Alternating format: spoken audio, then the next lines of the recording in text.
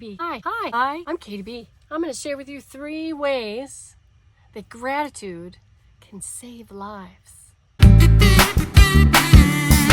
is part of my program I do for Building Bridges, where I go into education programs for high school dropouts and trade schools, Native American populations, and elementary schools, high schools, community colleges, and I teach a program. It teaches us what gratitude feels like and what it feels like to get a compliment. Now, these are very serious topics. I use improvisation, laughter, and gratitude, fun, joy, and my joyful moments to help and save lives. Now, it's a very serious topic, so I'm not so serious, and I believe this is a very serious issue, and I'll tell you why later. Stay with me, and we will dive in 3 ways that gratitude can save lives.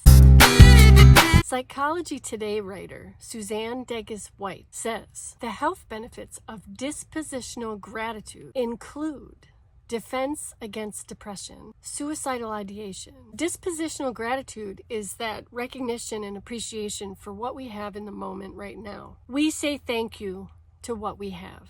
Ms. Degas-White suggests 3 things that one can do to try and help raise up that vibration of gratitude. 1, write down 10 things, 10 good things. Start there. Start simple. It's a practice like anything else, and the best thing that we can do is start. The other thing she suggests is 3 good things. You write down 3 good things that happened, and then you write down why they happened. Why'd they happen? Lastly, she suggests mental subtraction. That means that you take a good event and you say, what if that didn't happen? What if that thing didn't happen, and then that thing wouldn't happen, and the good thing wouldn't happen? What if?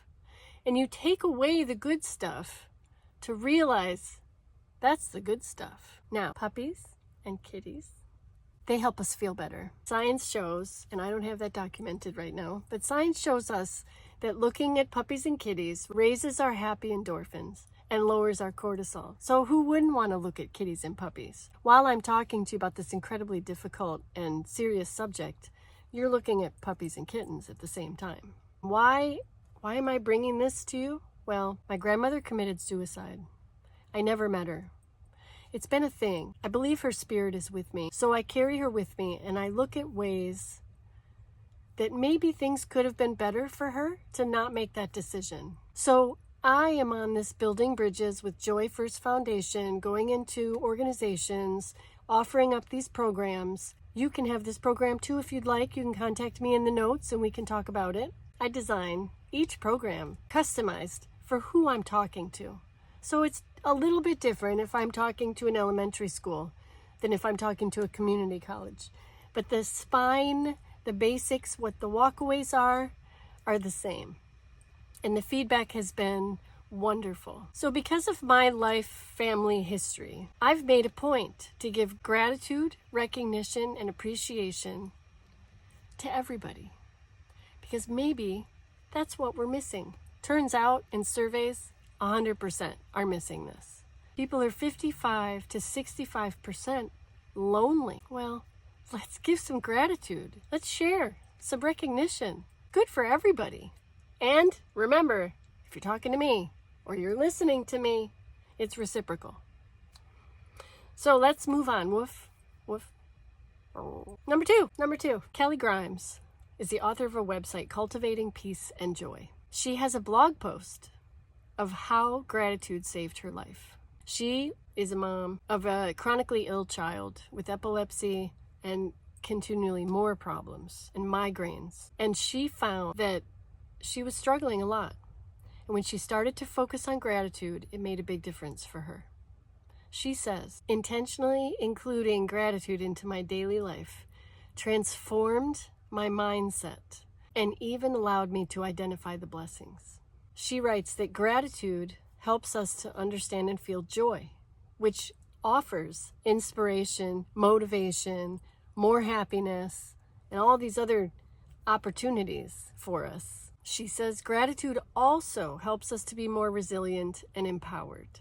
I have suffered some depression. I remember I was feeling pretty depressed, so I had to write each good thing I did, which meant get out of bed, brush my teeth, take a shower. That's how it started for me.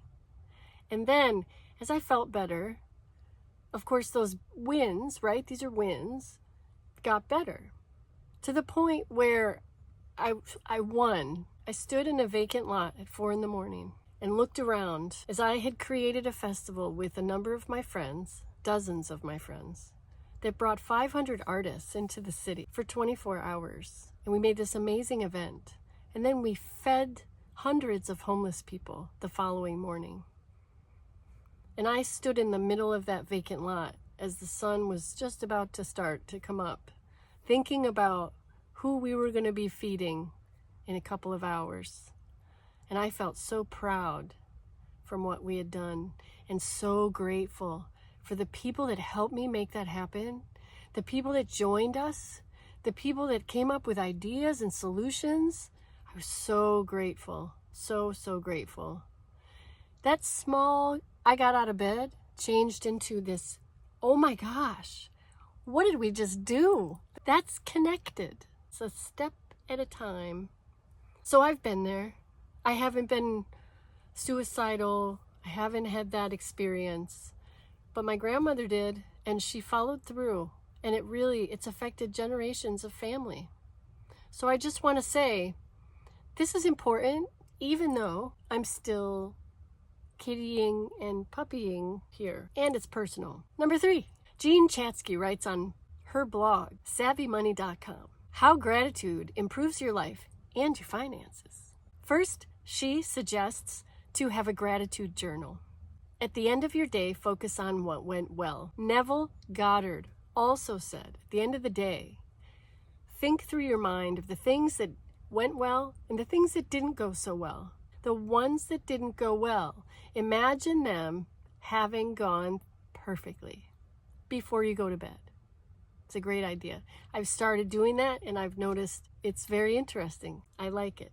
Jean Chatzky also says that by having a gratitude journal and by being present and understanding and paying attention to what we have now and celebrating those wins, we save money. And then, as you save money, you have more money for experiences, which leads me into my story. I'm all about experiences. I want to live. I want to live what it's like to be a spirit on this planet having a human experience. I'm all about that. And I'm doing it. And you can do it too. Start with gratitude, recognition, find your heart, come from the heart, and life could look very different. My final word comes from Victoria Rader. She writes on LinkedIn, why gratitude? From quantum physics to practical application. Hey, some of this doggy stuff. We are electromagnetic, right? We have electromagnetics. I have an electromagnet. I have a magnetic force. I have an electromagnetic bubble around me. With that electromagnetic bubble, thoughts are things. Thoughts are things. What you focus on grows. If that's the case, why don't we choose to focus a little bit more on the wins, on the gratitude, on the recognition, on the hugs to ourselves, and on this heart. So if you like what you see, please share, subscribe to my channel, and come back. There'll be more. A new story, a new consciousness thing, a new hat, headband, animal, new ideas. Been on this journey. Been off the path. It's been a little roundabout. Joined the matrix, left the matrix, joined the matrix, left the matrix. And right now, I'm here with all that knowledge to share with you. So come back, subscribe, put that little notification button on, and see you later.